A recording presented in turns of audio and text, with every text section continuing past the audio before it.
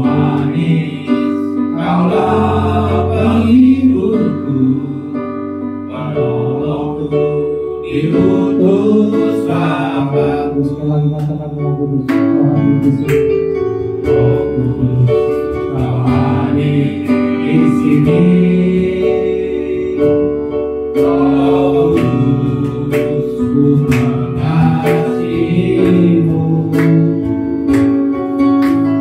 Kau lembut, Kau manis, Kaulah penghiburku, penolongku, diutus Bapa-Ku.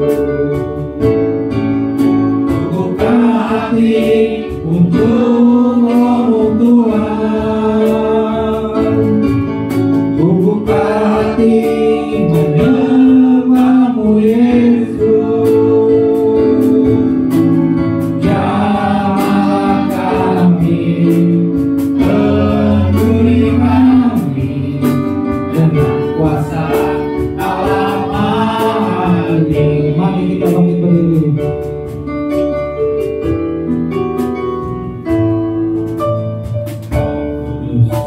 Kau hadir di sini. Roh Kudus, ku mengasihimu. Kau lembut, Kau manis, Kaulah penghiburku, penolongku, diutus Bapa-Ku. Buka hati untuk Roh Tuhan, buka hati menyembahmu Yesus. Jamahlah kami, penuhi kami dengan kuasa Allah Maha Tinggi. Buka hati, kita menyembah Tuhan. Buka hati untuk Roh Tuhan, buka hati menyembahmu Yesus. Jamahlah kami, penuhi kami dengan kuasa Allah Maha Tinggi.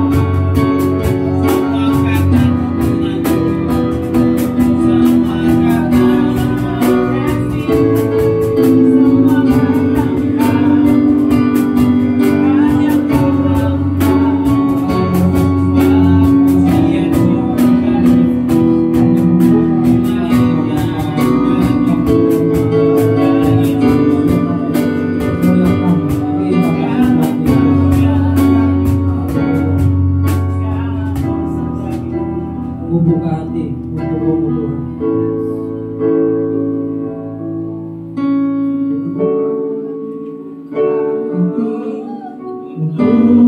Roh Tuhan,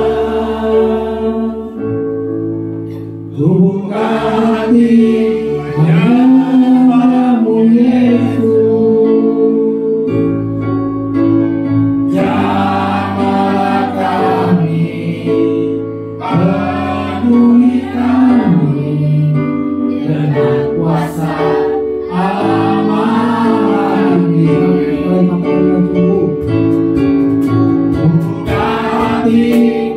Untuk Roh Tuhan, ku buka hati menyembah-Mu Yesus. Jamahlah kami, penuhi kami dengan kuasa Allah Maha Tinggi. Jamahlah kami, penuhi kami dengan kuasa Allah Maha Tinggi. Jamahlah kami, penuhi kami dengan kuasa Allah Maha Tinggi. Ya, haleluya puji Tuhan. Tuhanlah kekuatan kita ya. Kita masih tetap kuat berdiri. Kita akan puji Tuhan. Tuhanlah kekuatan dan makmurku.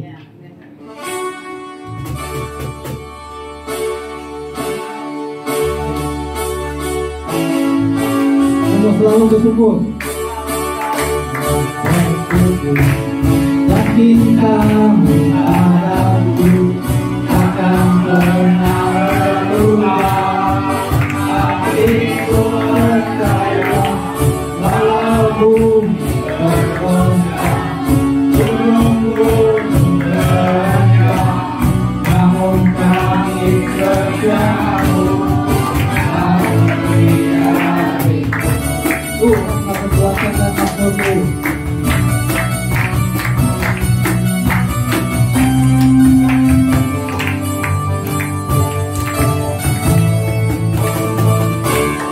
Tuhanlah yang Tuhan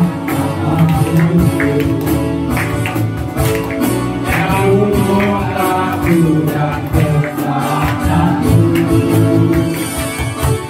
Hanya padamu hatiku percaya. Allah mengarah, Engkau tak perlindungan. Tuhan selalu bersyukur, kita menghadapku akan pernah berubah. Hatiku percaya, walau bumi bergoncang, gunung-gunung beranjak, namun kami terjauh. Tak berdikari, kita menghadapku akan pernah berubah. Hatiku percaya, walau bumi bergoncang, gunung-gunung beranjak, namun kami terjauh. Tak berdikari, hati terdiam, tak berdikari,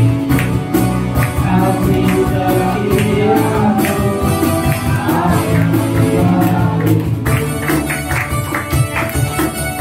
Amin. Kasih setia Tuhan tak pernah pergi dari kita. Ya, untuk jemaat menjadikan guru kembali. Ya, Tuhan adalah kekasih jiwa kita. Ya, kita akan memuji Tuhan. Yesus kekasih jiwaku.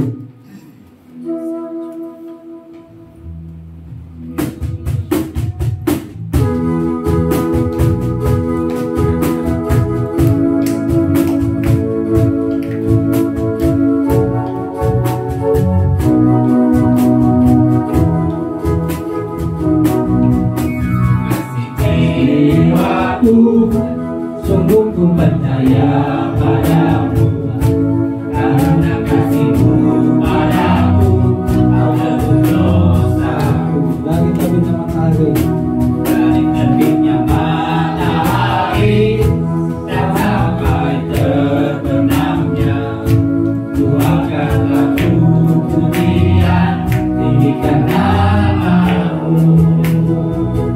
Dengan gendang ku puji dengan gendang. lagi, oh ku bernyanyi, haleluya Yesus kekasihku. Ya ini lagu enak, kayaknya kita harus bikin berdiri ya. Sama kita berjoget. Ya. Ya, sekali lagi Yesus kasih jiwaku. Jiwaku sungguh ku percaya padamu, karena kasih-Mu padaku menebus dosaku. Mari berbeda matahari. Dari terbitnya matahari dan sampai terbenamnya, ku angkat lagu pujian, tinggikan nama-Mu. Dengan ku puji dengan tetapi, oh ku bernyanyi, haleluya kasihku, sayang-sayang. sayang disayang, aku disayang Tuhan, aku diangkat jadi anaknya, aku disayang Tuhan. Sayang-sayang. Disayang, aku disayang Tuhan, aku diangkat jadi anaknya, aku disayang Tuhan. Glory, glory. Glory, glory, glory, haleluya. Glory, glory, glory, puji Tuhan. Glory, glory, glory, haleluya. Glory, glory, glory, puji Tuhan. Lagi glory, glory. Glory, glory, glory, haleluya. Glory, glory, glory, puji Tuhan. Glory, glory, glory, haleluya. Glory, glory, glory, puji Tuhan. Ya, amin. Silakan duduk. Ya, sebentar kita akan mendengarkan firman Tuhan. Kita akan menyanyikan doa berfirman.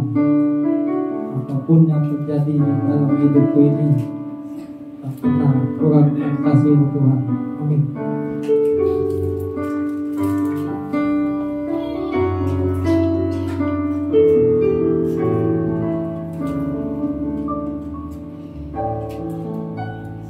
Apapun yang terjadi dalam hidupku ini, tak pernah ku ragukan kasih-Mu Tuhan.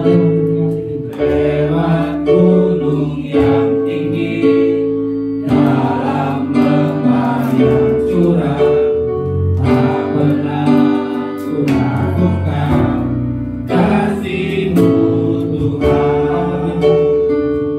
Kau berfirman dan sembuhkanku, Kau bersabda dan selamatkanku. Tiada yang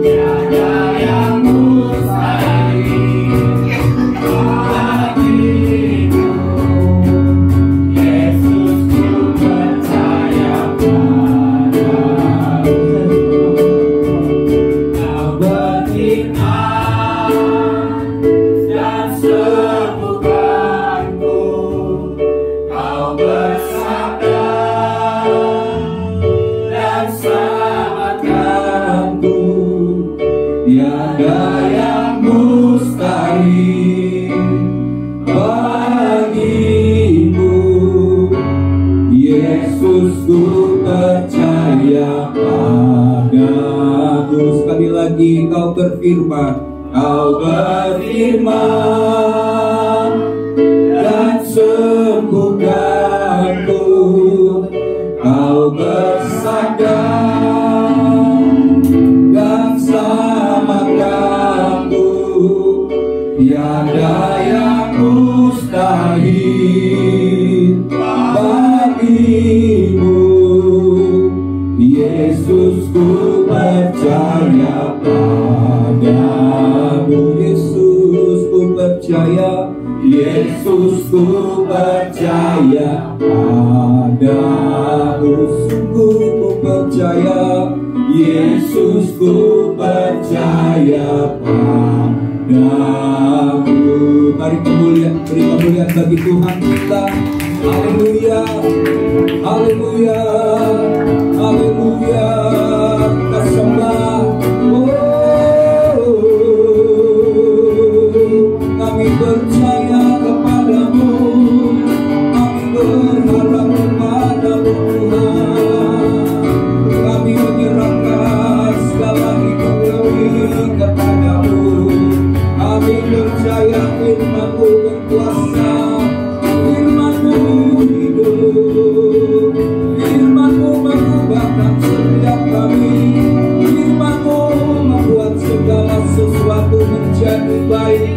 Ya Tuhan, kami percaya.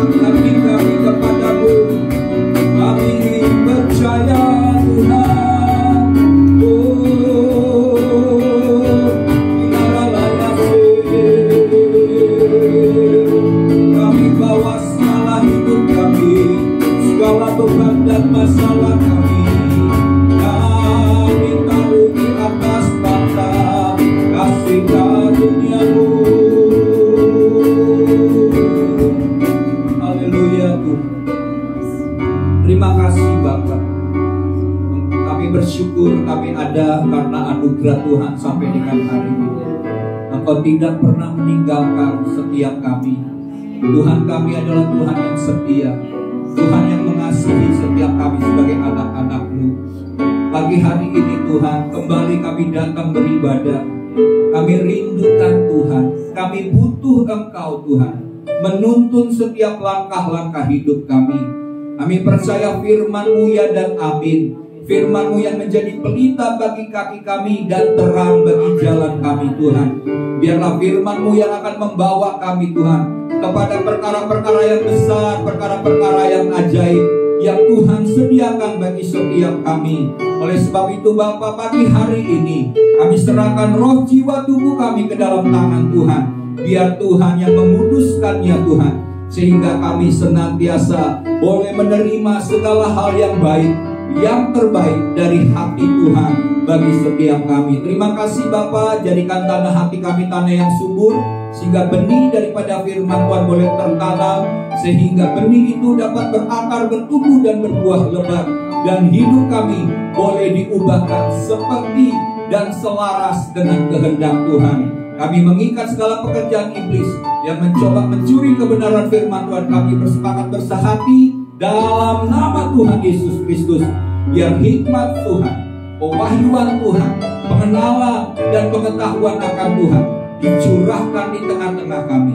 Engkau yang memberkati ibadah ini Tuhan, dari awal ke tengah hingga akhir, untuk hormat kemuliaan bagi nama Tuhan Yesus Kristus. Terima kasih Bapa yang baik buat segala hal yang dahsyat yang sudah kami terima hingga pada hari ini. Bagimulah segala pujian, hormat, dan kemuliaan. Hanya di dalam nama Tuhan Yesus Kristus, kita semua yang siap mendengarkan firman, bersama-sama katakan amin. Beri kemuliaan bagi Tuhan Yesus. Haleluya, haleluya. Puji Tuhan. Oke. Shalom. Puji Tuhan, hari ini adalah hari yang baik, hari yang indah. Kita bersuka cita, kita bersyukur karena Tuhan terus memelihara kehidupan daripada umat Tuhan. Ya, kita masuk dalam minggu-minggu Paskah, minggu-minggu kebangkitan Tuhan Yesus. Dan saya percaya bahwa kemenangan yang Yesus sudah lakukan, ya, melalui kematian dan kebangkitannya dari antara orang mati, itu juga menjadi bagian dari kehidupan jemaat Tuhan di hari-hari ini. Amin. Jadi Kristus sudah menang, maka kehidupan kekristenan kita juga harus senantiasa menang atas dosa, atas segala hal-hal yang berasal dari dunia.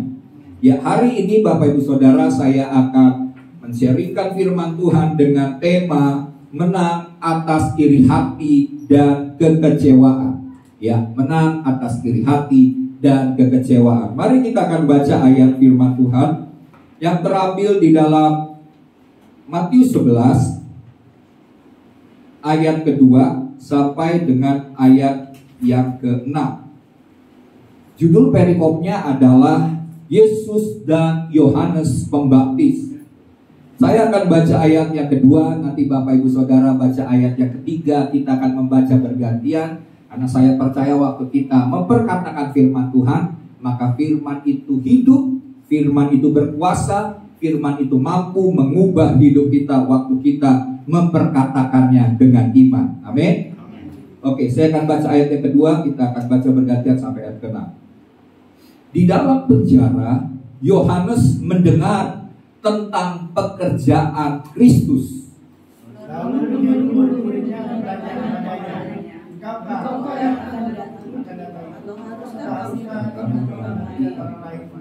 Ayat 4, Yesus menjawab mereka, "Pergilah dan katakanlah kepada Yohanes apa yang kamu dengar dan kamu lihat.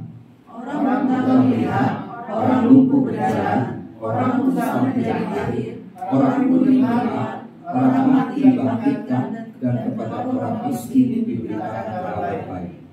Ayat 6, dan berbahagialah orang yang tidak menjadi kecewa dan menolak aku.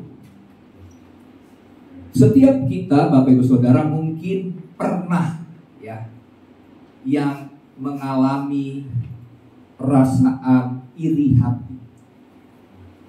Siapa yang belum pernah?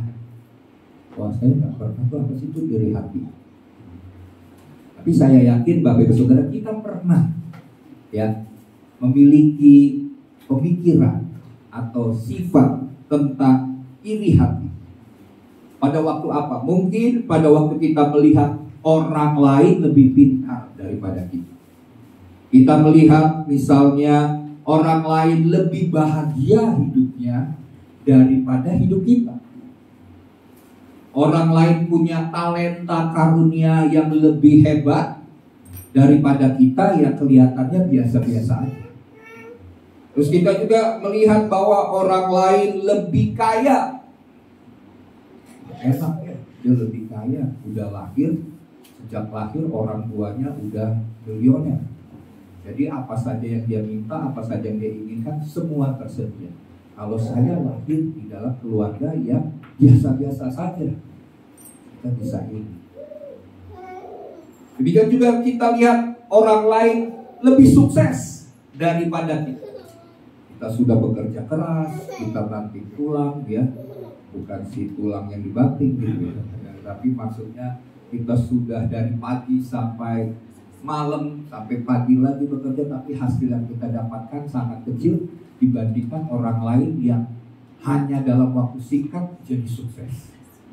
Kita bisa menjadi iri. Kemudian juga kita melihat bahwa kok orang lain lebih beruntung daripada kita. Kayaknya keuntungan itu atau hidup beruntung itu jauh dari hidup kita. Udah hidupnya nggak benar, udah hidupnya jalannya kayaknya asal-asalan gitu ya. Tapi kok dia bisa lebih beruntung daripada saya yang sudah berusaha mengantisipasi segala hal supaya saya juga bisa menjadi orang yang berhasil sukses, jadi orang yang bisa mencapai hal-hal yang saya rindukan. Tapi kenapa orang lain lebih beruntung? Ya. Nah, mungkin kita perlu tahu dulu apa itu iri hati. Nah, menurut KBBI, Kamus Besar Bahasa Indonesia, iri hati itu adalah merasa kurang senang melihat kelebihan orang lain. Jadi saya ulangi, iri hati itu adalah perasaan merasa kurang senang melihat kelebihan orang lain. Mungkin ada Bapak Ibu Saudara mungkin ya yang berpikir iri hati itu nggak apa-apa, Pak. Saya pernah dengar orang kesaksian nih, Pak. Suatu kali dia ini bekerja di sebuah kantor, kemudian waktu dia melihat kok temennya itu lebih bisa mencapai posisi jabatan yang lebih tinggi, lebih cepat daripada saya. Kemudian saya timbul iri kepada dia. Kenapa dia bisa, saya enggak? Dan oleh karena itu, karena sifat yang saya rasakan itu, saya berusaha untuk sukses seperti dia. Kalau dia bekerjanya mungkin sampai jam 8 malam, saya akan kerja sampai jam 12 malam. Karena saya iri, jadi saya termotivasi. Waktu saya termotivasi, maka hidup saya akhirnya jadi sukses juga. Jadi menurut saya iri hati nggak apa-apa. Karena itu contohnya saya bisa sukses karena ada sikap perasaan iri hati itu. Melihat orang teman saya sukses. Nah, tentu kita harus garis bawahi kata yang menurut Kamus Besar Bahasa Indonesia ini, yaitu iri hati itu adalah merasa kurang senang melihat kelebihan orang lain. Jadi waktu kita iri hati itu, kita sebenarnya melihat diri kita yang kurang, sedangkan orang lain punya kelebihan yang mungkin saja tidak kita miliki. Itulah maka timbul sikap iri hati. Ya tentunya kita nggak mungkin iri hati dengan Bill Gates.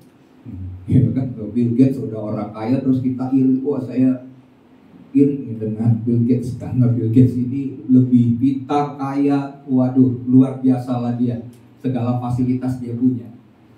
Biasanya sih kita iri kepada orang-orang terdekat, orang yang kita kenal, lingkungan di sekitar kita. Kalaupun kita mungkin sering nonton acara TV tentang anak-anak muda yang sukses, kita sebagai anak muda, sepertinya dia bisa sukses, tapi karena mereka jauh, ya udahlah, biarin dia sukses lah. Tapi biasanya kita senantiasa iri kepada yang terdekat dengan kita, teman kita dalam pekerjaan, bahkan pelayanan juga bisa membuat kita iri. Ada orang merasa talentanya lebih bagus ya, lebih banyak daripada saya. Kita bisa jadi iri. Ya, jadi ada yang mengatakan kalau iri itu natural, wajar, orang bisa iri. Memang perasaan iri itu timbul mendadak, betul nggak? Nggak pernah kita rekayasa, nggak pernah kita pikirkan itu, tahu-tahu timbul sendiri dari dalam diri kita perasaan iri. Ya, misalnya kita lihat, wah kemarin orangnya kemana-mana naik motor, hari ini naik mobil, langsung kita iri. Kita bilang, wah ini jangan-jangan nih ya korupsi nih. Baru kemarin naik motor, kok hari ini udah punya mobil baru, gajinya berapa? Wah nggak cukup nih gajinya segini, bisa punya mobil baru sebagus itulah. Wah pasti dia dikorupsi. Akhirnya kita iri gitu ya. Nah jadi Bapak Ibu Saudara, dari kata ini merasa kurang senang melihat kelebihan orang lain, atau dengan kata lain iri hati itu senang dengan kesusahan orang lain, tidak senang dengan keberhasilan orang lain. Jadi dengan kata lain saya sebut iri hati ini adalah sikap yang tidak boleh dimiliki oleh orang Kristen. Jangan jadikan, oh saya perlu iri hati supaya itu memotivasi saya. Enggak perlu sebenarnya kita harus memiliki sikap iri baru kita termotivasi untuk menjadi orang yang sukses dan berhasil seperti orang lain. Ya, enggak perlu. Ya, karena pada dasarnya sikap iri hati itu adalah tidak senang, berarti tidak suka kalau ada orang lain lebih hebat, lebih berhasil, lebih sukses. Kita tidak boleh menyimpan sikap iri hati, karena sifat ini adalah sifat yang tidak baik. Amin. Nah, mari kita lihat begini Bapak Ibu Saudara. Iblis suatu ketika dia ini kan sebagai penyembah Tuhan ya. Lucifer ini adalah seorang pemimpin, ya ada yang katakan dalam tafsiran, pemimpin puji-pujian terhadap Allah di sorga, beserta dengan seluruh malaikat. Wah, dia ini kalau udah jalan aja penuh dengan hikmat, penuh dengan semarak. Jadi waktu dia memimpin puji-pujian penyembahan kepada Allah, orang lain, malaikat-malaikat yang lain, yang seisi sorga kagum dengan apa yang dimiliki oleh Lucifer. Sampai suatu kali Bapak Ibu Saudara, Lucifer menganggap bahwa kok Tuhan yang duduk di atas tahta itu kok yang dipuji, sedangkan saya ini penuh dengan keindahan, penuh dengan semarak, sempurna ciptaan Tuhan dalam diri saya. Kenapa Tuhan aja yang dipuji? Saya kepengen untuk dipuji. Itu timbul sikap iri akan kemahakuasaan Allah, sehingga suatu kali dia memimpin pemberontakan di sorga supaya suatu saat dia bisa duduk di tahta itu, karena tahta itu akan membuat orang memuji. Jadi dia mau menggantikan Tuhan supaya dipuji. Itu dimulai dari sikap iri. Dan waktu dia kalah dalam pemberontakan di sorga, sama Tuhan diturunkan ke bumi. Jadi nggak boleh lagi ada di sorga ya, diturunkan ke bumi. Dan waktu dia lihat ada ciptaan Tuhan yang dibuat oleh Tuhan menurut rupa dan gambar Allah, yaitu siapa? Manusia. Waktu dia lihat bahwa manusia ini adalah ciptaan Tuhan yang spesial, karena dibuat serupa segambar dengan Allah, dan Tuhan memiliki hubungan yang dekat dengan manusia, maka timbul lagi sikap iri. Dia bilang, bah, ini manusia ini sudah menggantikan posisi saya nanti di sorga. Ini ciptaan Allah yang khusus. Dia punya kelemahan. Karena sikap irinya itu, maka manusia itu dicobai supaya berdosa, jatuh ke dalam dosa. Jadi semuanya itu dimotivasi oleh sikap iri. Ya. Jadi hati-hati Bapak Saudara, sikap iri itu tidak boleh tinggal di dalam hati kita, nggak boleh berdiam di dalam hati. Kalaupun itu muncul, maka kita harus bereaksi dengan benar. Karena kenapa? Karena iblis akan membisikkan. Jadi sikap iri itu bukan natural kita yang muncul, bukan sikap pribadi kita yang muncul, bukan. Itu dari iblis yang membisikkan dan membuat kita melihat kelebihan orang lain dan menganggap diri kita kurang. Ya, jadi itulah kita tidak boleh ada sikap iri, karena iblis memiliki sikap iri.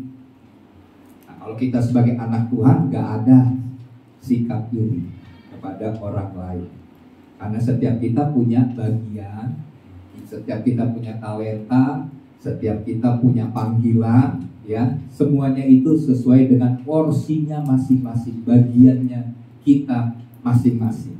Jadi jangan pernah iri dengan kelebihan orang lain. Sebenarnya kalau mau jujur, belum tentu orang yang punya kelebihan itu merasa nyaman dengan apa yang mereka terima. Itu ya. kalaupun misalnya mereka mau ngomong, mereka mungkin bilang gini, coba deh lo gantiin posisiku misalnya. Belum tentu, gue sebenarnya nggak mau nih, cuman ya udah, ini bagian yang aku harus, yang Tuhan percayakan, ya udah saya akan kerjakan dengan benar. Misalnya nih, saya jadi hamba Tuhan, pendeta, saya nggak pernah berpikir pengen jadi pendeta, karena saya tahu jadi pendeta ini, hamba Tuhan ini harus panjang sabar ya, harus juga mengerti karena kondisi keberadaan jemaat yang berbeda-beda karakter, berbeda-beda sifat, berbeda-beda pendapat, berbeda pemikiran. Kita sebagai hamba Tuhan harus bisa lebih sabar.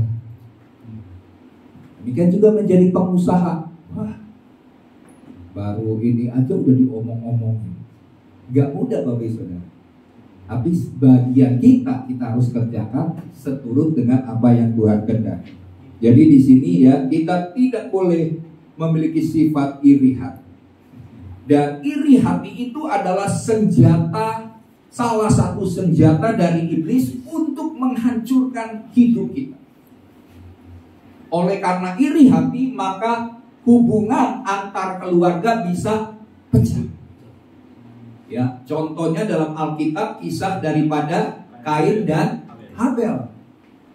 Waktu Kain mempersembahkan yang dia miliki, yaitu tumbuh-tumbuhan, kemudian Habel mempersembahkan domba sulung yang terbaik. Dan apa yang terjadi? Persembahan daripada Habel itu diterima oleh Tuhan, diindahkan oleh Tuhan. Tapi persembahan Kain yang dia miliki itu tidak diterima oleh Tuhan. Sehingga timbul iri, marah, mukanya menjadi muram. Sampai Tuhan kan berkata, ya, kalau mukamu muram ya, jangan izinkan. Dosa itu sudah mengintip di depan diri. Jadi iri itu sudah mulai timbul. Reaksinya harusnya adalah Kain melawan keinginan iri itu, sikap iri itu. Bukannya Bapak Ibu Saudara jadi gini, persembahan Kain bukan berarti nggak diterima Tuhan. Bukan, diterima juga. Tapi bagi Tuhan persembahan Habel itu lebih pas di hati Tuhan, lebih cocok. Ya, jadi semua persembahan kita diterima oleh Tuhan. Tapi kenapa persembahan Habel lebih diterima, diindahkan Tuhan daripada persembahan Kain? Ya, misalnya begini Bapak Ibu Saudara. Misalnya saya itu suka makanan, misalnya nih, saya suka makanan ya B2 misalnya. Ya. Terus lagi lapar, tahu-tahu ada orang ngasih makanan, ya, karena ngelihat mungkin saya belum makan siang, saya dikasih makanan B2. Wah, saya makannya nikmat banget gitu ya. Tapi ada yang lain mungkin memberikan saya misalnya cacai, misalnya jengkol gitu ya kan. Jengkol saya kan kurang suka gitu ya jengkol. Tapi dia pikir ini adalah bikinannya yang terbaik yang bisa dia berikan. Dia kasih jengkol. Ya, jadi gimana Bapak Ibu Saudara? Saya terima dong, nggak boleh bilang tolak. Tapi apakah saya makan? Belum tentu saya makan. Mungkin saya kasih istri, kasih yang lain yang suka dengan jengkol, karena saya tidak suka jengkol. Tapi saya suka adalah B2. Itu contoh ya. Jadi yang pas, yang cocok. Nah, kebetulan persembahan pemberian daripada Habel itu cocok, pas, berkenan di hati Tuhan. Bukan berarti Tuhan menolak persembahan Kain, enggak. Ya, jadi seperti itu contohnya. Nah, Bapak Ibu Saudara, bisa iri hati bisa memutuskan, menghancurkan sebuah hubungan keluarga. Apa yang terjadi setelah timbul iri, marah, maka Habel dibunuh oleh Kain. Terus hubungan pertemanan, persahabatan juga bisa hancur, ya, oleh sebab iri hati. Contohnya dalam Alkitab adalah Saul dan Daud. Dulu Saul dan Daud ini, temenan, persahabatannya cukup kuat. Karena kenapa? Mereka sama-sama kan berhadapan dengan Goliat kan.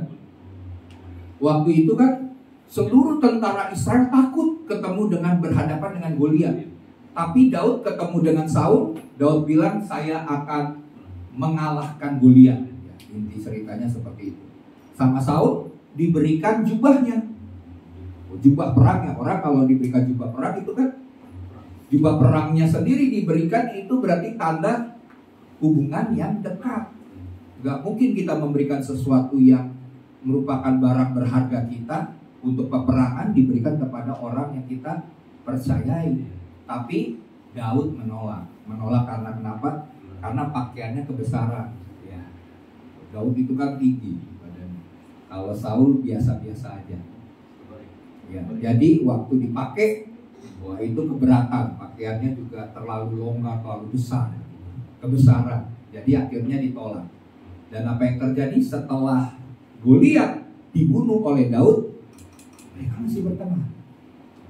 Tapi suatu kali Bapak Ibu Saudara, apa yang terjadi waktu mereka perang bersama-sama, Saul dan Daud berperang bersama-sama dengan orang Filistin, waktu mereka pulang ke kota, ada perempuan-perempuan. Ya, apakah itu ibu-ibu, mak-mak gitu ya, atau tante-tante ya, misalnya perempuan lah, datang dan mereka menyanyikan lagu karena mereka senang menangkan perang. Mereka berkata begini, ya Saul membunuh beribu-ribu, tapi Daud membunuh berlaksa-laksa. Wah, mungkin ibu-ibu itu cuma sekedar spontan memuji-muji begitu ya.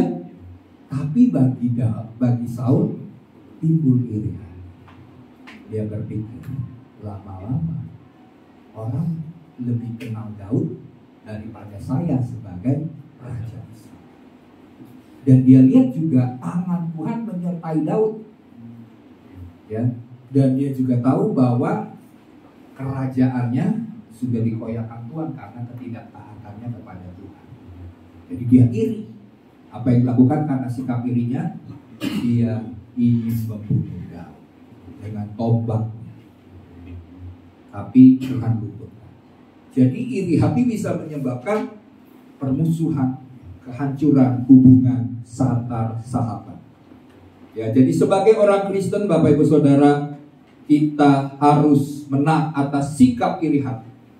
Sebab selain menghancurkan hubungan dengan orang lain, iri hati itu juga merusak hidup kita.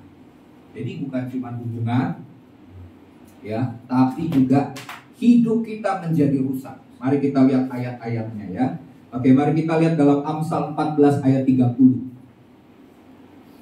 Amsal 14 ayat 30 firman Tuhan berkata begini. Hati yang tenang menyegarkan tubuh, tetapi iri hati membusukkan tulang. Apa itu membusukkan tulang? Busukkan tulang itu kan berarti gambaran dari orang yang menderita sakit penyakit. Dalam terjemahan The Message, kata membusukkan tulang itu diterjemahkan dengan kata osteoporosis, yang artinya apa? Keropos tulang. Jadi ya bukan berarti yang memang ada sih yang keropos tulang bukan karena menyimpan iri hati, ada ya, terutama menurut penelitian bahwa perempuan-perempuan itu tulangnya lebih keropos daripada laki-laki oleh karena faktor gen ya, faktor apa yang berbeda antara laki-laki dan perempuan. Tapi penyakit tulang ya, penyakit tulang itu disebabkan oleh karena sikap iri hati. Nah, ini Alkitab yang katakan. Kalau mau protes jangan protes sama saya. Protesnya sama firman Tuhan gitu. Nah, jadi itu ya, membusukkan tulang. Tulang kita menjadi hancur oleh karena sikap iri hati. Karena sikap-sikap negatif itu mempengaruhi kesehatan tubuh ya. Bukan cuma iri hati, sikap-sikap dengki, marah, sikap-sikap benci, sikap-sikap pahit hati ya. Itu semua menyebabkan sakit penyakit, mengundang sakit penyakit. Ya, cuma di sini dikatakan iri hati itu bisa menyerang kesehatan tulang kita. Kemudian Yakobus 3 ayat 16 berkata, Yakobus 3 ayat 16. Sebab di mana ada iri hati dan mementingkan diri sendiri, di situ ada kekacauan dan segala macam perbuatan jahat. Jadi di mana ada iri hati dan sikap ambisi yang egois, mementingkan diri sendiri, ya, maka di situ akan timbul kekacauan, chaos, dan segala macam perbuatan-perbuatan yang jahat. Jadi jangan pernah izinkan, biarkan iri hati itu berkembang. Waktu timbul, langsung bereaksi dengan benar, ya. Jangan menyimpan, oh iya ya, kenapa dia bisa, saya enggak. Suatu saat saya akan menjatuhkan dia. Suatu saat saya akan mengalahkan. Suatu saat saya akan hancurkan hidupnya supaya saya lebih berhasil daripada dia. Itu menjadi perbuatan-perbuatan jahat karena iri hati disertai dengan mementingkan diri sendiri. Kemudian Ayub 5 ayat 2. Ayub 5 ayat 2 berkata, sesungguhnya orang bodoh dibunuh oleh sakit hati, dan orang bebal dimatikan oleh iri hati. Jadi orang bebal, ya, mati bisa terbunuh oleh karena iri hati. Jadi iri hati itu bisa menyebabkan banyak hal. Kita kehilangan sukacita, kita mengalami sakit penyakit, bisa membunuh orang, bahkan kita juga dibunuh oleh karena sikap kita yang iri hati. Dan juga yang terakhir Galatia 5 ayat 19 sampai 21. Firman Tuhan berkata, mari kita lihat. Galatia 5 ayat 19 sampai 21. Perbuatan daging telah nyata, yaitu percabulan, kecemaran, hawa nafsu, penyembahan berhala, sihir, perseteruan, perselisihan, apalagi iri hati, amarah, kepentingan diri sendiri, terus percideraan, roh pemecah, kedengkian, kemabukan, pesta pora, dan sebagainya. Terhadap semuanya itu kuperingatkan kamu. Ini siapa yang berkata-kata? Tuhan Yesus. Paulus. Ya, telah kuperingatkan kamu seperti yang telah kubuat dahulu. Terus bahwa barang siapa melakukan hal-hal demikian, ia tidak akan mendapat bagian dalam kerajaan Allah. Sudah jelas. Punya sikap iri hati nggak akan pernah masuk surga. Sudah mati oleh karena merusak hidup kita. Sikap itu kita simpan, misal sikap iri hati merusak hidup kita. Waktu mau ke surga, Tuhan tolak karena tidak mendapat bagian dalam kerajaan. Ya, jadi Bapak Ibu Saudara, kita tahu bahwa sikap iri hati itu tidak boleh ada dalam hidup kita. Nah, sikap iri hati itu dimulai dengan membanding-bandingkan, ya, antara kekurangan diri sendiri dengan kelebihan orang lain. Berarti jangan membanding-bandingkan. Ada lagunya ya, ojo dibanding-bandingkan. Ya, tapi kita harus bersyukur dengan keberadaan kita saat sekarang ini. Kita bersyukur apapun yang terjadi dalam hidup kita. Kita percaya karena jangan sampai kita iri sehingga kita kehilangan sukacita, kita kehilangan kebahagiaan hidup, ya, kita akhirnya juga menderita karena sakit dan lain sebagainya, ya. Sikap iri hati dapat timbul dengan sendirinya lewat pikiran, tadi saya katakan berasal dari iblis. Pada waktu itu kita harus merespon dengan benar. Jangan merespon dengan negatif, ya. Karena kalau kita merespon dengan negatif, maka akan timbul sikap marah, dengki, dan kecewa. Jadi kita harus menang atas sikap iri hati dan dampaknya. Jadi iri hati itu awal timbul dari pikiran kita. Setelah itu dampaknya adalah kita bisa marah, bisa dengki, bisa kecewa. Jadi dampak adanya iri hati adalah kekecewaan. Nah, hari ini kita akan melihat dampak itu. Kita akan melihat firman Tuhan tentang dampak itu, yaitu apa yang membuat seseorang bisa menjadi kecewa. Ya. Jadi respon kita seharusnya positif. Waktu ada iri hati, jangan negatif. Waktu negatif bisa berdampak kecewa. Dan banyak orang yang sudah sampai ke kecewa. Nah, oleh sebab itu kita akan belajar firman Tuhan, bagaimana kita mengatasi dan yang menyebabkan orang itu kecewa sehingga kita bisa bereaksi dengan benar. Ya, yang pertama Bapak Ibu Saudara, yang membuat seseorang kecewa adalah keadaan yang buruk.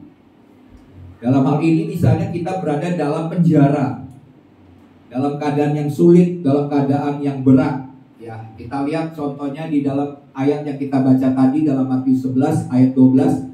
Di dalam penjara Yohanes mendengar tentang pekerjaan Kristus. Ya, kita tahu bahwa Yohanes ini kan seorang nabi.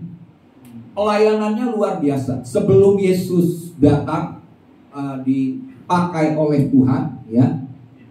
Karena kan Yesus dipakai Tuhan kan baru umur sekitar 30 tahun ya. Pelayanannya dimulai itu umur 30 tahun. Sebelum Yesus Tuhan munculkan dalam pelayanan, Yohanes Pembaptis ini memulai, dia pembuka jalan bagi kedatangan Mesias. Jadi jangan ditanya bahwa Yohanes Pembaptis ini seorang yang biasa-biasa, bukan. Dia adalah seorang nabi yang dipakai Tuhan. Pelayanannya luar biasa. Dia berkata, bertobatlah hai orang Israel, karena kerajaan Allah sudah dekat. Berilah dirimu untuk dibaptis untuk pertobatan, untuk pengampunan dosa-dosa. Jadi dia menyampaikan pesan Tuhan hal itu. Dan lewat pelayanannya banyak orang yang dibaptis. Jadi pelayanannya sangat luar biasa. Tapi Bapak Ibu Saudara, di tengah seseorang dipakai Tuhan, suatu kali dia dimasukkan penjara oleh Raja Herodes. Dan waktu dia berada di dalam penjara, dia mengalami keadaan yang buruk. Apa yang terjadi? Dia kecewa. Ya, jadi bukan merupakan jaminan kita yang sudah melayani pekerjaan Tuhan, kita yang sudah dipakai Tuhan luar biasa, tidak bisa menjadi kecewa. Jadi hati-hati dengan senjata iblis ini. Selain iri hati, dampak daripada yang Tuhan, yang iblis buat atas hidup kita adalah kita menjadi kecewa. Banyak orang kecewa. Jangankan orang Tuhan, orang Kristen pun banyak kecewa. Kecewa dengan hamba Tuhan, ya, pelayan Tuhan. Kecewa dengan gereja. Kecewa dengan anak-anak Tuhan. Apa dampaknya? Bisa jadi dia bilang, hari ini saya udah gak percaya. Apa itu Tuhan-Tuhan? Apa itu gereja? Apa itu pekerjaan Tuhan? Saya gak mau ke gereja lagi. Dia lihat orang Kristen hidupnya gak berubah, kecewa. Nah, keadaan buruk bisa juga membuat kita kecewa. Karena kita mengalami keadaan buruk yang cukup lama. Kita menantikan janji Tuhan, kita mengharapkan Tuhan mengadakan mujizat, tapi belum juga pertolongan Tuhan itu tidak datang atas hidup kita. Kita bisa menjadi kecewa. Yohanes Pembaptis pun waktu dia mendengar tentang pelayanan Yesus, ya, dia kan panggil murid-muridnya. Jadi murid-muridnya sering datang berkunjung waktu dia di penjara. Terus akhirnya suatu kali dia bilang gini kepada murid-murid Yohanes Pembaptis. Dia bilang, coba tanyakan kepada Yesus, apakah dia itu adalah Mesias yang kita nanti-nantikan, atau kita harus menunggu orang yang lain. Jadi dasar pertanyaannya ini bukan karena bukan karena percaya atau tidak, tapi dia mulai ragu akan Tuhan. Karena kenapa? Karena dia kecewa. Kok kalau dia Mesias, mestinya saya dibebasin dong dari penjara. Kan saya buka jalan atas pelayanannya. Kalau dia adalah Mesias, dia adalah pembebas, dia adalah penolong, harusnya saya dibebaskan juga dong dari penjara. Kenapa saya dibiarkan harus ada dalam keadaannya berat, keadaan yang buruk? Tapi Yesus berkata apa? Katakan kepada Yohanes Pembaptis. Yesus berkata kepada murid-murid, yang lumpuh Yang buta melihat. Terus yang sakit disembuhkan. Terus jangan terus katakan kepada Yohanes supaya tidak menjadi kecewa. Bapak Ibu Saudara, iblis akan berusaha untuk membuat kita kecewa dalam pelayanan, dalam segala aspek kehidupan kita. Kita bisa menjadi kecewa ketika kita menghadapi keadaan yang berat. Ya, jadi mulai dengan sikap ragu. Habis mulai dengan sikap ragu, kita mempertanyakan Tuhan. Habis kita mempertanyakan Tuhan, kita menjadi kecewa. Ya. Jadi di sini kita lihat bahwa Tuhan mengajarkan kepada murid-murid Yohanes Pembaptis supaya katakan kepada Yohanes, hamba Tuhan yang dipakai Tuhan luar biasa, supaya jangan menjadi kecewa. Ketika kita menghadapi keadaan yang buruk dalam hidup kita, kita bisa kecewa. Misalnya, saya dengarkan yang di gempa di Turki ya, itu dari orang kaya dalam hitungan detik semuanya habis. Apartemennya, mobilnya, keluarganya dalam hitungan detik habis. Ada orang bilang enggak gila itu udah bagus. Bisa jadi orang ini kecewa karena ngalamin musibah yang tiba-tiba. Tapi kita harus contoh ya Ayub ya. Ayub dalam 1 hari dia juga kehilangan anak-anaknya, ya, kekayaannya, rumahnya, ternaknya. Istrinya juga mengatakan, kamu masih mau ini begini, di mana Allahmu itu? Udah kutuki dia aja. Jadi dia sendirian pada waktu itu. Musibah datang dengan tiba-tiba menghabiskan semuanya. Tidak ada yang dapat dia percaya. Ya. Bahkan teman-temannya pun juga mengatakan, wah kalau kamu nggak berdosa, nggak mungkin kamu mengalami hal itu. Dia kecewa dengan sahabat-sahabat.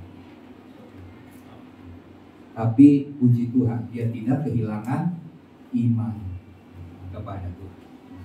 Walaupun dia kecewa dengan situasi, kecewa dengan teman-teman sahabat-sahabatnya, tapi dia tidak melakukan tindakan yang salah lagi. Jadi hari ini Bapak Ibu Saudara, kalau kita mengalami kekecewaan hari ini, maka kita harus mengatasi. Ya, sekalipun kita mengalami keadaan yang buruk, keadaan yang berat, jangan izinkan kekecewaan menguasai hidup kita. Kita belajar daripada Ayub. Ya. Sehingga jika kita tidak menjadi kecewa, maka kita dapat menolak. Karena kalau kita kecewa, kita dapat menolak keberadaan Tuhan yang dapat dan sanggup menolong kita. Ya, perhatikan ayat yang ke-6. Boleh tampilkan ayat yang ke-6 dari Matius 11 ayat 6. Firman Tuhan berkata begini, ayat 6. Dan berbahagialah orang yang tidak menjadi kecewa dan menolak aku. Jadi di sini orang yang tidak menjadi kecewa adalah orang yang apa? Dengan kata lain, yang berbahagia. Jadi kalau engkau mau menjadi orang yang berbahagia dalam hidupmu, jangan izinkan kekecewaan ada dalam hati kita.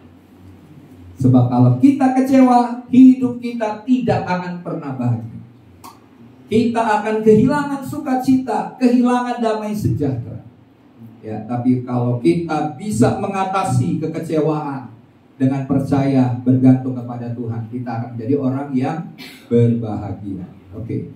Nah, yang kedua, Bapak Ibu Saudara, yang kedua adalah kedangkalan pengenalan akan Yesus. Poin yang kedua, ya. Ayat yang ketiga berkata begini. Lalu Yesus menyuruh Yohanes Pembaptis menyuruh murid-muridnya bertanya kepada Yesus, engkaukah yang akan datang itu, atau haruskah kami menantikan orang lain? Bapak Ibu Saudara, kita itu mudah kecewa jika kita tidak mengenal Tuhan dengan benar. Pengenalan akan Tuhan yang dangkal membuat kita mudah menjadi kecewa. Oleh sebab itu kita perlu mengejar pengenalan akan Tuhan itu lebih dalam dan lebih dalam lagi. Jangan bilang, wah cukup nih saya kenal Tuhan, gak boleh terlalu kenal Tuhan dalam-dalam. Karena mungkin ada ayat yang mengatakan kalau kita semakin dalam mengenal Tuhan, semakin dalam tahu akan Tuhan dan firman-Nya, nanti kita banyak dituntut. Jadi takutnya karena banyak dituntutnya itu, karena orang yang tahu banyak dituntut banyak, jadi takut. Ya, jangan seperti itu Bapak Saudara. Kita harus semakin mengenal Tuhan selama kita hidup di bumi ini. Karena nanti pun waktu kita kembali ke sorga, kita juga akan belajar mengenal Tuhan. Karena kita gak pernah cukup mengenal Tuhan di bumi ini. Waktu di sorga kita akan dengar hikmatnya Tuhan, jalan-jalannya Tuhan, perbuatannya yang besar. Baru di bumi aja kita bisa kagum, apalagi nanti kita bertemu muka dengan Tuhan. Itu Tuhan akan menceritakan pribadinya yang sangat luar biasa. Jadi jangan pernah berhenti untuk terus belajar mengenal Tuhan. Ya, jangan takut nanti, wah nanti saya dituntut banyak nih, saya udah tahu banyak, dituntut banyak. Jangan, itu adalah tipu muslihat iblis. Ya, semakin kita mengenal Tuhan, Tuhan itu baik. Tuhan akan menjaga kita, Tuhan akan memelihara hidup kita sehingga kita tidak akan jatuh. Tapi kalau kita tidak punya pengetahuan yang benar tentang Tuhan, kita mudah ditipu oleh iblis. Karena kita kekurangan firman Tuhan. Tuhan tidak bisa bergerak, Roh Kudus tidak bisa bergerak kalau kita kurang firman. Makanya Bapak Ibu Saudara, saya terus berharap jemaat terus baca Alkitab setiap hari. Karena semakin kita membaca firman Tuhan, kita semakin mengenal Tuhan. Dan Tuhan akan bekerja di mana ada firman. Dan jika tidak ada firman dalam hidup kita, Roh Kudus tidak bisa berbuat sesuatu. Karena dasarnya Roh Kudus bekerja adalah firman. Ya, memang kadang-kadang Roh Kudus bisa menyampaikan firman lewat berkata-kata lewat telinga atau hati kita. Tapi itu sangat terbatas. Tuhan mau kita itu waktu Roh Kudus bicara, kita udah ada dasar firman itu dan udah ada dalam hidup kita, dalam hati kita. Jadi waktu kita tahu bahwa Roh Kudus sedang berbicara, kita tahu ini ada firman. Karena iblis akan memanipulasi. Firman Tuhan berkata bahwa iblis itu seperti malaikat terang. Dia bisa berkata-kata kepada kita, kita pikir itu adalah kebenaran dari Tuhan. Kita pikir itu suara Tuhan. Karena kita tidak memiliki firman, kita bisa tertipu oleh tipu muslihat. Tapi waktu kita punya firman, kita gak gampang digoyahkan atau kita tidak gampang ditipu. Karena di akhir zaman firman Tuhan katakan bahwa banyak penyesatan. Kalau kita tidak tahu kuat dengan firman Tuhan, kita mudah disesatkan. Ya. Jadi kita harus kenali Dia sebagai Tuhan yang berkuasa dan berdaulat. Kita kenali Dia adalah Tuhan yang mengasihi, Tuhan yang peduli atas hidup kita. Mengenali Tuhan itu bukan sekedar pengetahuan. Amin. Tetapi harus kita mengalami Tuhan. Jadi kenali dan alami Tuhan. Tidak cukup tahu dari firman Tuhan. Jangan cuma bilang, wah iya ya, dulu si Abraham bapak orang beriman. Dia adalah bapak orang beriman. Dia ngalamin iman yang dahsyat, perbuatan Tuhan yang dahsyat. Akhirnya kita hanya tahu Abraham yang ngalamin mujizat. Kita tahu sejarahnya tentang iman, tapi kita tidak mengalami hidup di dalam iman seperti yang Abraham alami. Kita harus mengalami seperti Abraham. Kita harus mengalami hal-hal bagaimana iman yang dimiliki oleh Yakub, oleh Musa, oleh hamba-hamba Tuhan. Sehingga kita jadi juga menjadi orang yang disebut sebagai saksi-saksi iman. Jadi saksi iman itu gak berhenti dari orang-orang yang ada sebagai tokoh-tokoh Alkitab. Gak cuma sampai di situ. Tapi kita juga akan menjadi saksi-saksi saksi iman. Yang kalau dicatat di dalam kitab kehidupan itu pasti ada. Cuma di Alkitab kan cuma ditulis tokoh-tokoh di Alkitab aja. Di suatu saat iman kita juga diperhitungkan oleh Tuhan. Waktu kita hidup dengan iman, ya. Jadi kenali dan alami Tuhan dalam hidup kita. Pengalaman dan pengenalan Rasul Paulus ya tentang Tuhan Yesus itu ini luar biasa. Rasul Paulus ini kan bukan murid Yesus waktu Yesus masih hadir di bumi kan. Yesus sudah naik ke sorga. Dari 12 murid itu Rasul Paulus gak ada dalam murid-murid Yesus yang ada bersama-sama dengan Yesus selama di bumi. Tapi bagaimana Rasul Paulus bisa sungguh-sungguh mengenal Yesus? Bahkan dia disebut sebagai sebenarnya pengganti daripada Yudas Iskariot. Karena Yudas Iskariot ini kan seorang murid yang berkhianat. Jadi tadinya 11 jadi 10. Memang waktu itu dibuang undi pengganti daripada Yudas Iskariot. Waktu mereka buang undi, murid-muridnya buang undi, yang terpilih adalah Matias. Ya, tapi Matias sampai dengan Alkitab dibuat ini nggak pernah tercatat kisah hidup daripada Matias karena hasil dari membuang undi.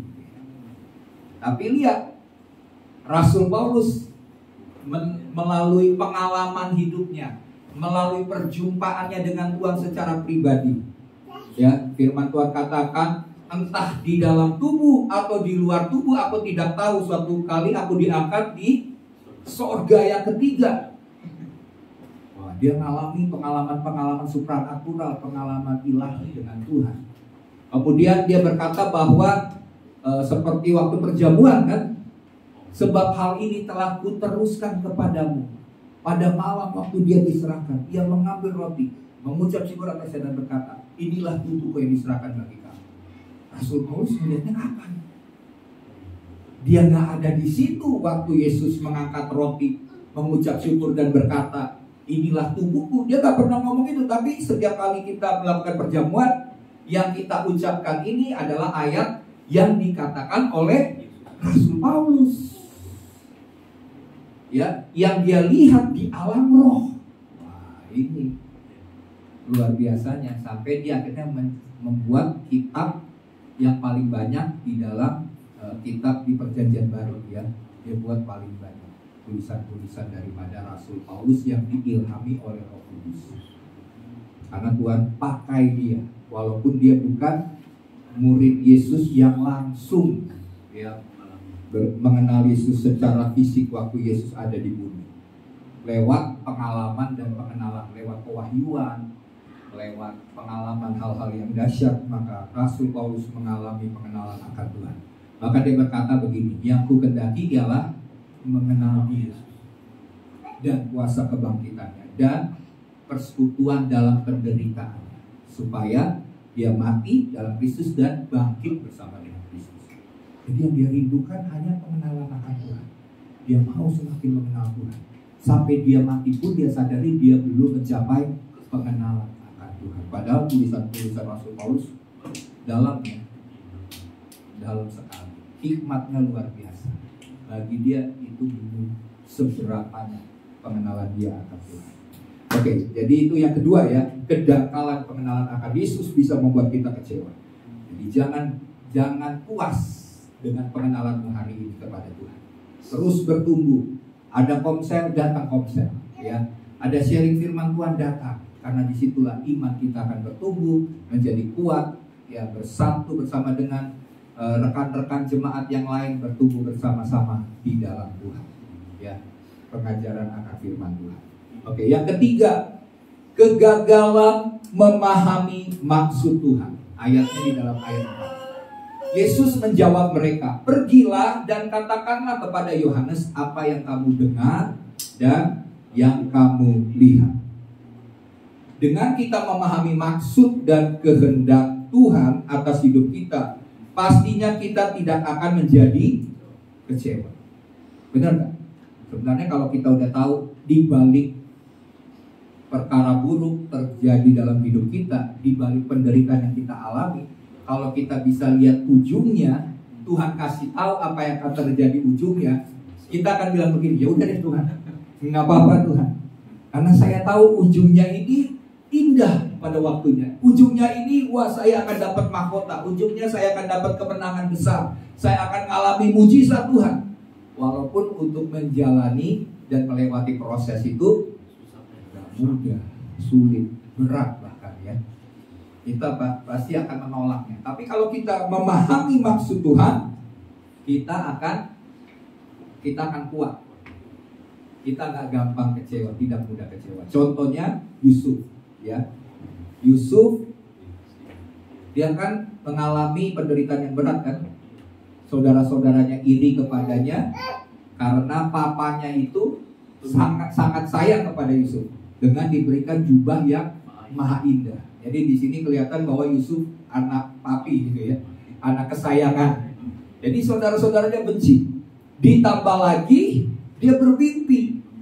Mimpinya itu diceritakan kepada papanya dan saudara-saudaranya, maka makin bencilah saudara-saudara. Dia bilang ini nanti dia akan berkuasa atas kita nih. Coba kita buktikan mimpinya benar nggak nih? Ayo kita bunuh aja dia. Benar nggak mimpinya terjadi? Ya kan? Waktu Yusuf datang mau minta kabar untuk disampaikan kepada saudara-saudaranya, mereka udah ngomong-ngomong, ayo kita bunuh aja deh. Tapi ada saudaranya mengatakan jangan dibunuh deh, kita jual aja. Ya, udah akhirnya setelah itu dimasukkan ke sumur dan dijual kepada orang Ismail. Waktu dijual, Yusuf kan ngalamin, bisa aja dia kecewa.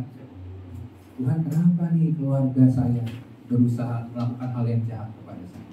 Tapi dia tetap percaya, tetap mengucap syukur.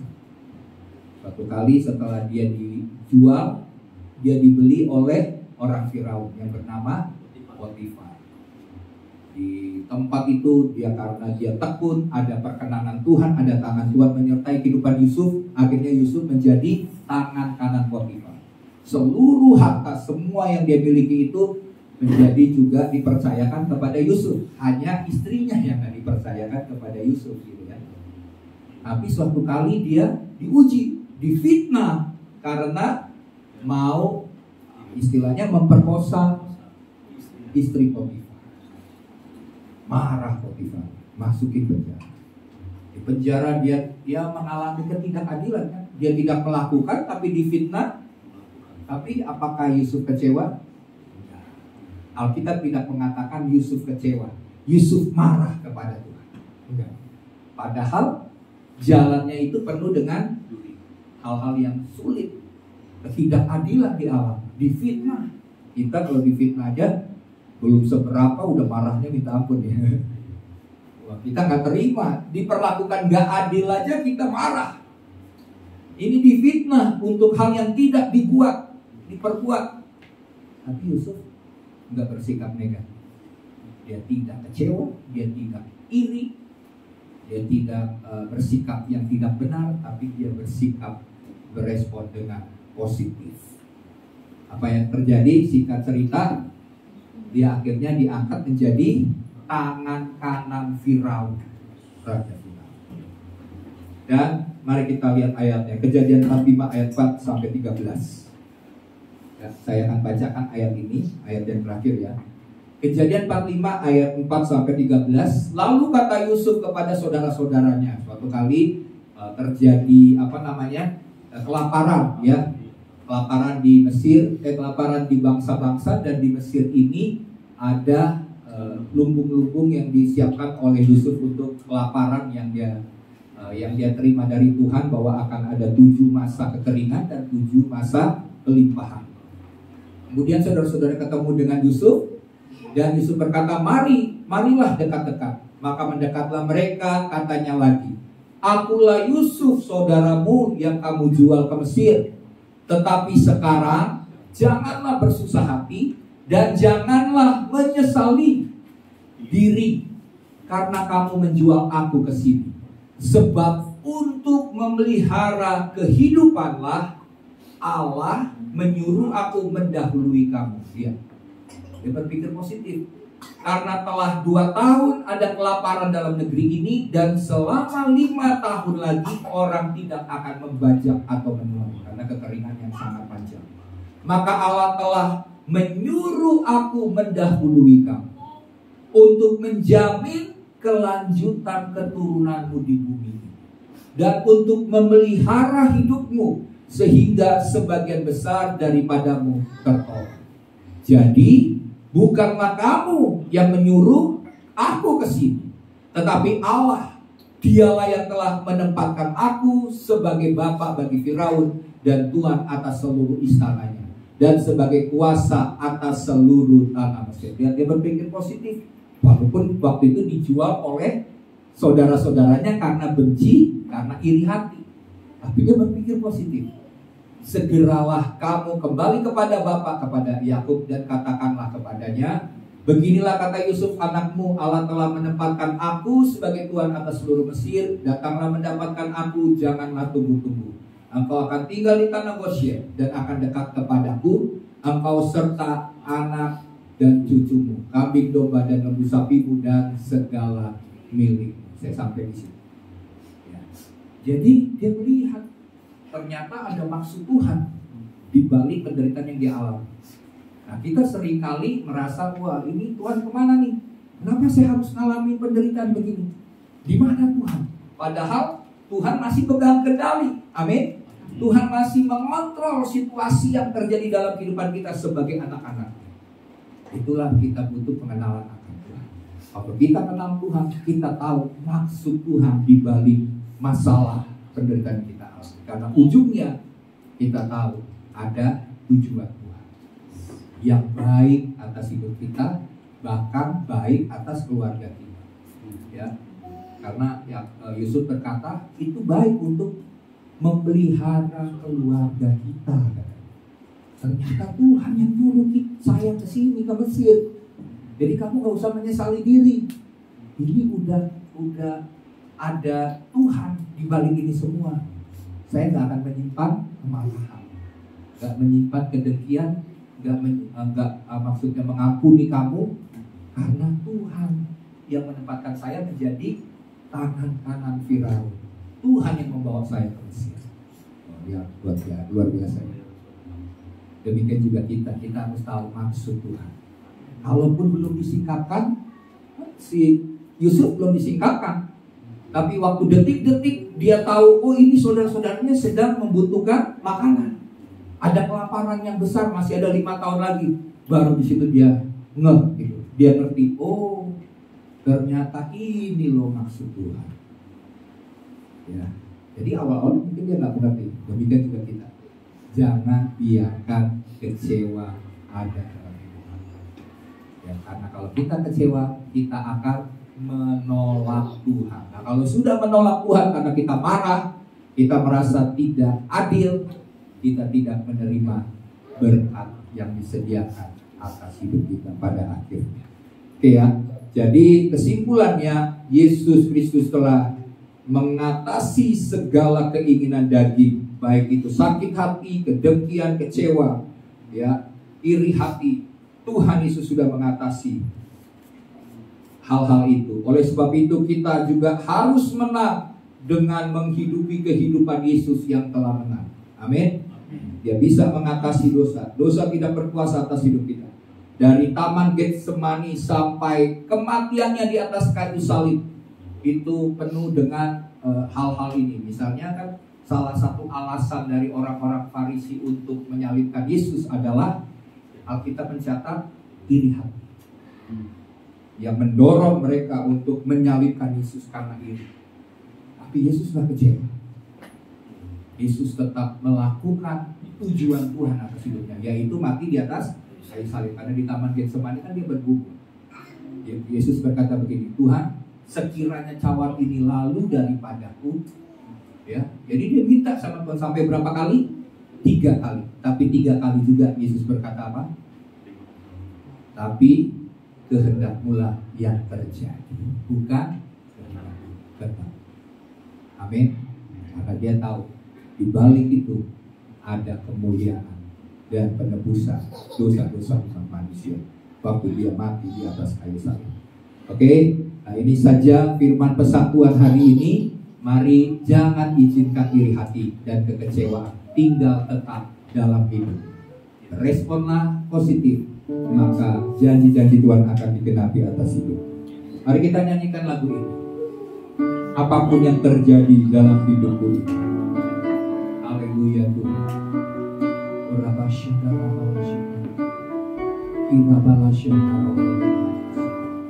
kasih Tuhan.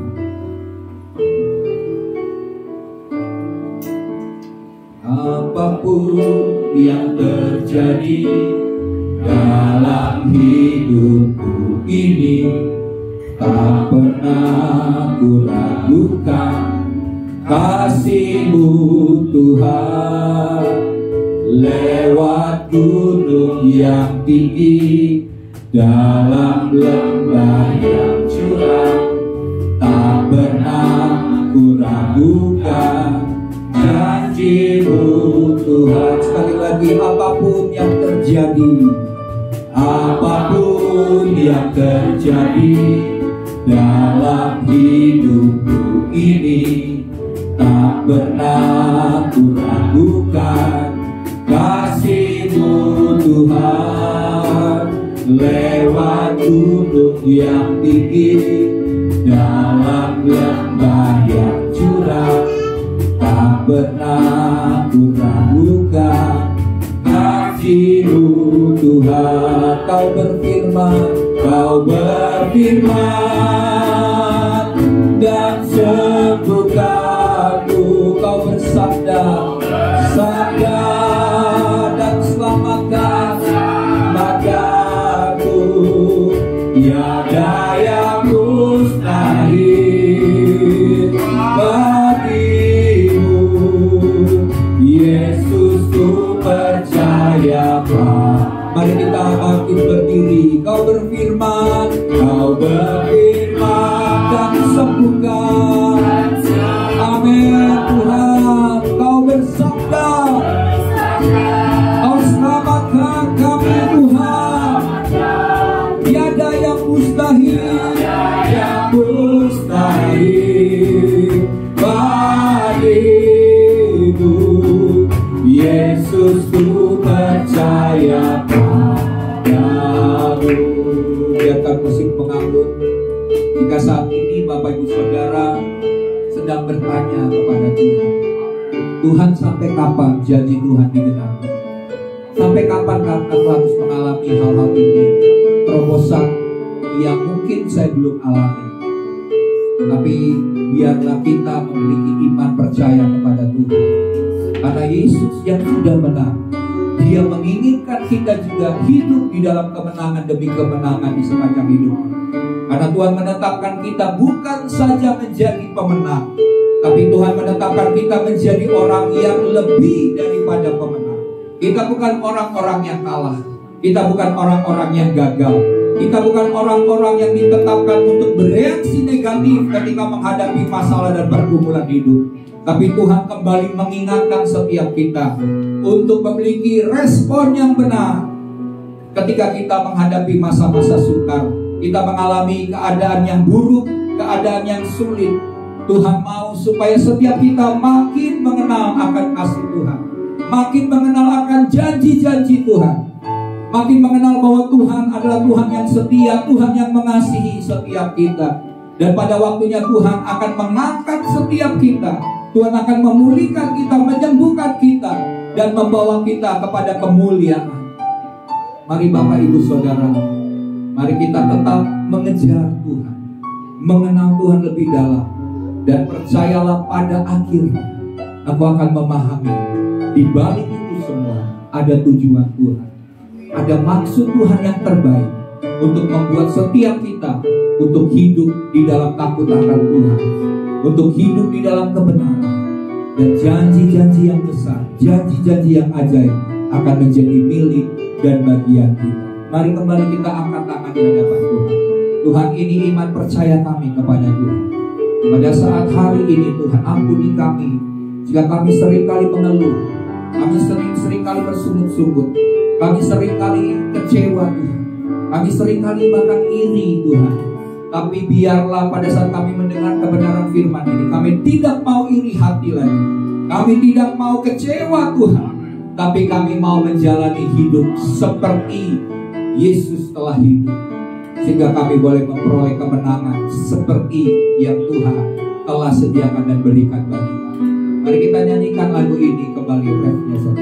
Haleluya. Kau berfirman, haleluya.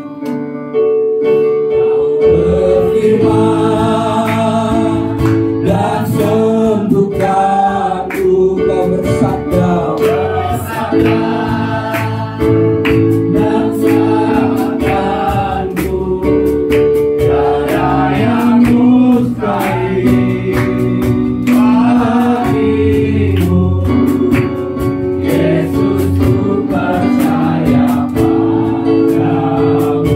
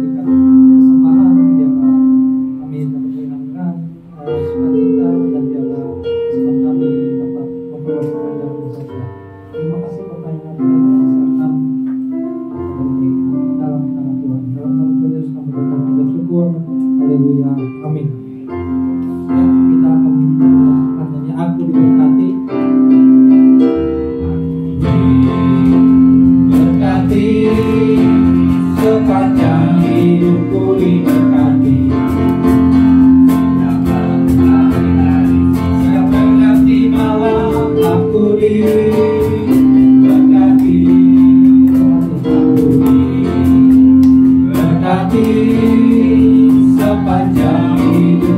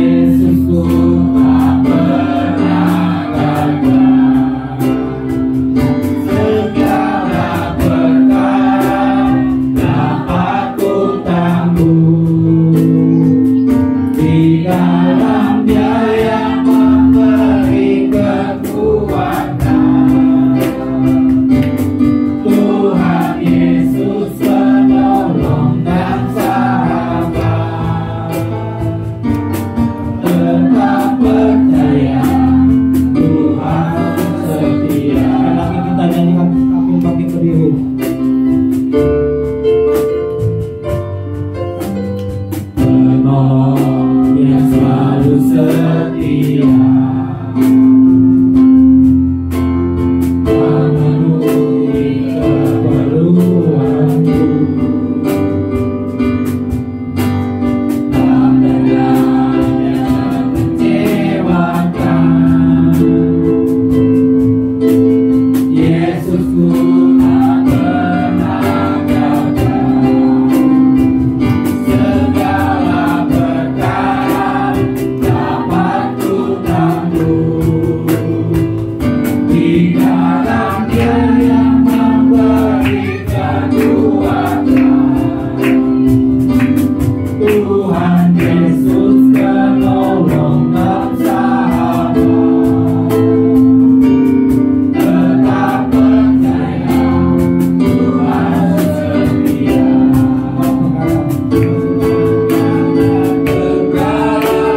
Dapat ku tanggung di dalam Dia, di dalam Yesus Kristus kekuatan. Tuhan Yesus penolong dan sahabat,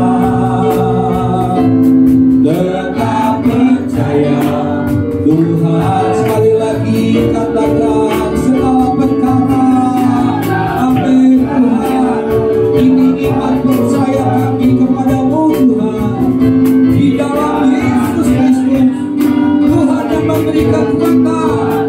Amin. Tuhan Yesus penolong dan sahabat, tetap percaya Tuhan setia. Tetap percaya, tetap percaya Tuhan setia. Tetap percaya Tuhan setia. Haleluya.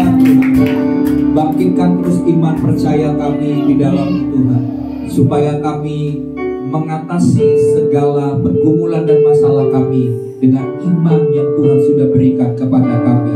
Terima kasih Tuhan buat anugerah-Mu, perkenanan-Mu, berkat-Mu atas setiap kami.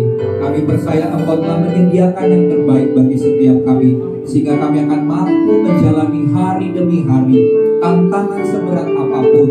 Kami percaya jika Tuhan ada bersama dengan kami, jika Tuhan di pihak kami, maka Tuhan yang akan memberikan jalan keluar, Tuhan yang akan memberikan kemenangan bagi setiap kami. Terima kasih Bapa, Engkau yang memberkati setiap jemaat-Mu yang sedang mengalami pergumulan. Kami percaya Tuhan, yang sakit Tuhan sembuhkan, yang terikat Tuhan bebaskan dan lepaskan. Mereka yang sedang mengalami pergumulan masalah rumah tangga keluarga, Tuhan pulihkan ya Tuhan. Tuhan yang senantiasa mencurahkan kasih dan anugerah Tuhan yang berlimpah-limpah atas setiap kami yang sedang mengalami pergumulan masalah ekonomi. Kami percaya mujizat Tuhan itu masih ada, mujizat Tuhan itu nyata, terobosan pasti terjadi, karena tidak untuk selama-lamanya Tuhan kami mengalami pergumulan-pergumulan kami, tetapi pada waktunya Tuhan, di waktu yang tepat, di waktu Tuhan yang merupakan kairosnya, maka Tuhan pasti memulihkan kami. Tuhan pasti membawa kami untuk mendapatkan kemuliaan di balik segala penderitaan-penderitaan kami. Terima kasih Bapa, Tuhan yang setia, Tuhan yang berkenan atas kehidupan kami sebagai anak-anak-Mu. Kami mau senantiasa lari kepada Bapa kami yang setia, kepada Bapa kami yang peduli dan mengasihi kami. Terima kasih Bapa. Kami juga berdoa bagi anak-anak yang membutuhkan Tuhan hikmat Tuhan dalam pelajaran mereka, sekolah mereka.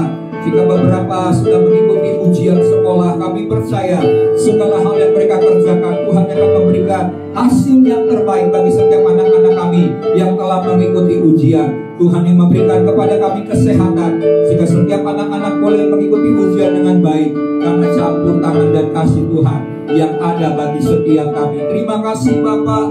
Ada banyak perkara, banyak pergumulan yang kami bawa, tapi kami percaya Tuhan, Tuhan yang melihat hati kami, Tuhan mendengar doa-doa kami, dan pada waktunya Tuhan pasti menjawab setiap doa-doa dan pergumulan kami. Dan kami akan melihat bahwa maksud dan tujuan Tuhan yang besar akan senantiasa dinyatakan bagi setiap kami yang tetap setia dan tetap mengandalkan Tuhan. Terima kasih Bapak.